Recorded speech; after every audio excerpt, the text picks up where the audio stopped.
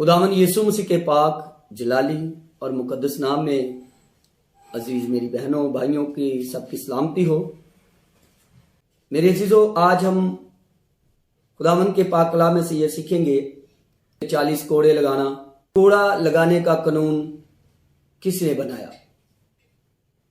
मेरे अजीजों, खुदावन के पाक कलाम में से जब हम शरीयत की किताबों में देखते हैं तो पिछले जमाने में कोड़े लगाने की सजा देना एक आम दस्तूर था। मूसा की शरीयत में बाज शरारतों की वजह से या झगड़े की वजह से, लड़ाई झगड़े की वजह से, और ये झगड़ा इस्राएल के लोगों में अक्सर झगड़ा वगैरह होता था, तो खुदा ने मूसा के साथ, हारून के साथ ये बातें की। आए देखते हैं खुदावन के पाक कलाम में से कि खुदा ने मूसा और हारून के साथ क्या बातें की। अश्तिशना की किताब उसका 25 बाब उसकी 2 और 3 आयत।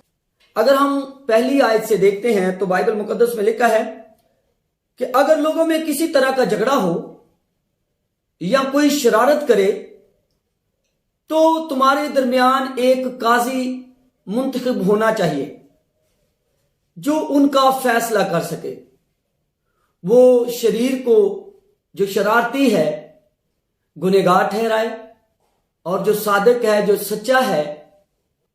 सच्चा है उसको सादक जाने और उसे किसी किस्म का फतवा ना दे, और जो शरारती हो, जो वाकई ही सजा के लायक हो, तो उसे सजा दे।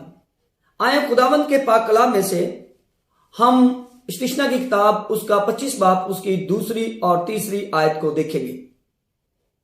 खुदावंद के पाक कलाम में लिखा है, और अगर वो शरीर पीटने के लायक निकले तो काजी उसे जमीन पर लटवा कर अपनी आंखों के सामने उसकी शरारत के मुताबिक उसे गिन गिन कर कोड़े लगवाए।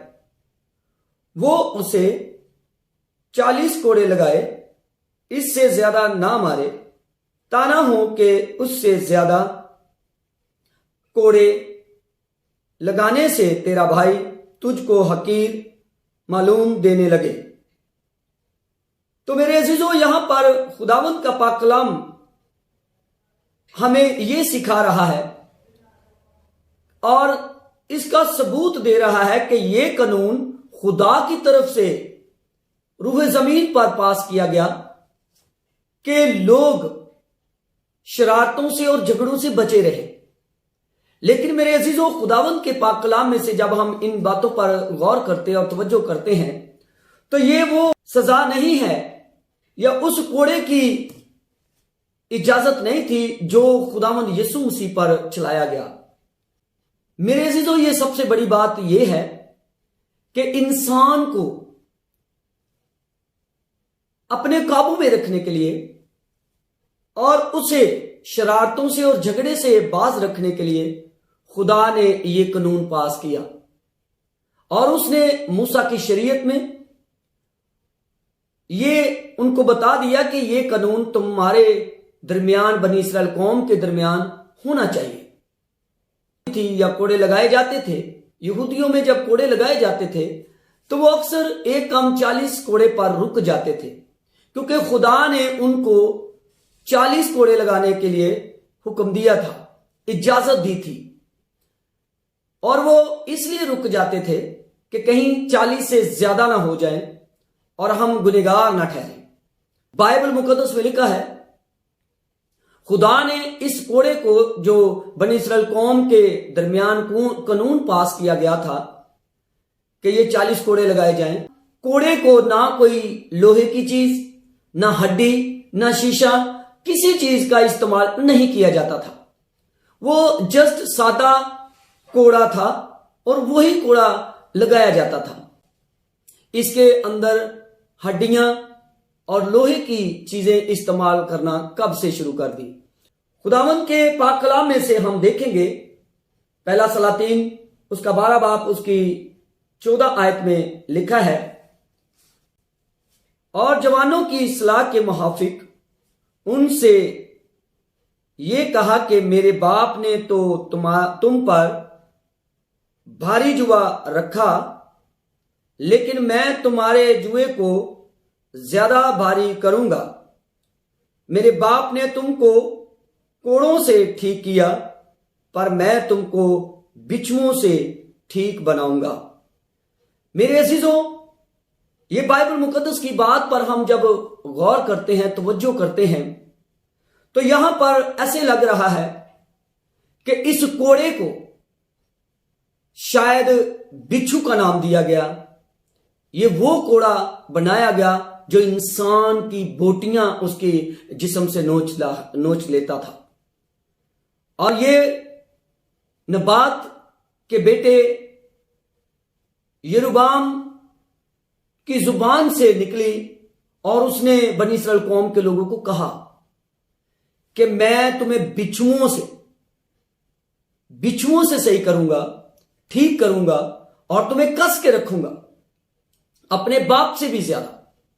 और मेरे अजीजों, इस बात को हम जब एक बार फिर तस्दीक करते हैं, तो मैं अपनी बहनों और भाइयों से यही कहना चाहूंगा कि मेरे अजीजों, वो कोड़ा जिसे यीशु मसीह के वजूद पर इस्तेमाल किया गया, वो कोड़े का नाम बिच्छू रखा गया, उसे बिच्छू भी कहा गया। और यहां पर हम इसको एक बार फिर गौर करेंगे।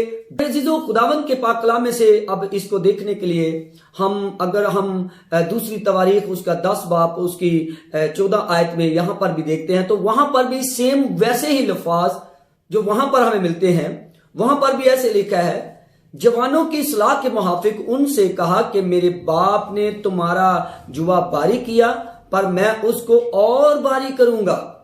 मेरे बाप ने तुमको कोड़ों से ठीक किया, पर मैं तुमको बिच्छुओं से ठीक करूंगा।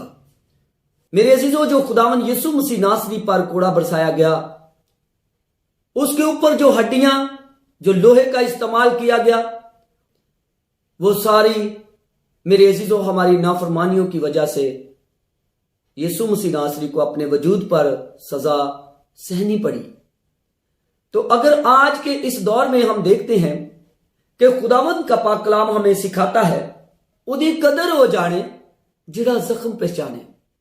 मेरे अजीजों, खुदा ने जब मूसा और हारून को कहा कि बनी इस्राएल कौम के अंदर यह कानून होना चाहिए कि अगर कोई झगड़ा करता है, कोई लड़ाई करता है, तो उसे 40 कोड़े लगाए जाएं। और ये 40 कोड़े लगाने का कानून खुदा ने खुद पास किया और खुदा ने खुद फरमाया। लेकिन खुदा ने बिल्कुल ये नहीं, कतई नहीं फरमाया था कि कोड़े के ऊपर कोई ऐसी चीज इस्तेमाल की जाए जो इंसान की खाल को नोच ले। और मेरे अजीजों, ये वो कोड़ा है जो खुदावंद यीशु मसीह पर बरसाया गया, वो यीशु मसीह की खाल को नोच रहा था। और मेरे खुदावंद यीशु मसीह नासरी ने आपको और मुझे बस इसलिए बचाया कि वो बिच्छू जैसा कोड़ा हमारे वजूद पर, हमारे जिस्मों पर ना इस्तेमाल किया जाए, हमारे वजूद बच जाएं, हमारे जिस्म बच जाएं। इसलिए खुदावंद यीशु मसीह ने अपना वजूद, अपना बदन पेश कर दिया। तो मेरे अजीजों, खुदावंद यीशु मसीह की इस मोहब्बत और इस प्यार को याद रखेगा और उसके दुखों को याद रखेगा और उसकी कदर को अपनी जिंदगियों में अच्छे तरीके से लीजिएगा, ताकि खुदावंद यीशु मसीह नासरी हमें अपने प्यार और अपनी मोहब्बत में हमेशा इसी तरह वफादारी और उसके जख्मों को पहचानने की तौफीक देकर अपनी वफादारी और अपनी मोहब्बत और अपने फजल में जीने की तौफीक अता करे। आमीन। खुदावंद आपको और आपकी फैमिलियों को बड़ी बरकत दे। God bless you. खुदा आप सबको बहुत ज्यादा बरकत दे। आमीन।